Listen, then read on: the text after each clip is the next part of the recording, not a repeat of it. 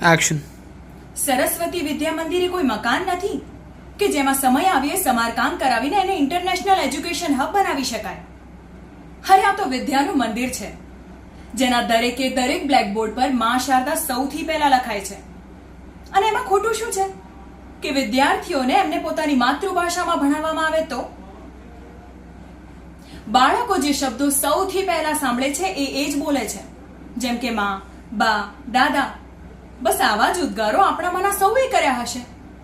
તમે ક્યારે સાંભળ્યું છે કે કોઈનું બાળક પહેલો શબ્દ થેન્ક યુ કે સોરી બોલ્યું હશે?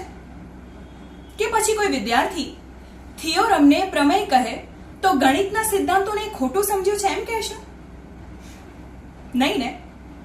અરે આર્યભટ્ટે ગણિતના સૌથી મોટા આધાર સમા શૂન્યની શોધ અંગ્રેજી ભાષામાં લખીને નહોતી કરી.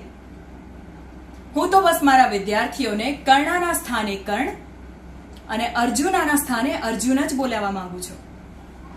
મને અંગ્રેજી ભાષા પ્રત્યે કોઈ વિરોધ નથી, પણ બસ એટલું કહેવા માંગુ છું કે જ્ઞાનની કોઈ ભાષા નથી હોતી. જ્ઞાન એ પ્રકાશ છે અને માતૃભાષામાં એ વધારે સરળતાથી ઝળકી ઉઠે છે.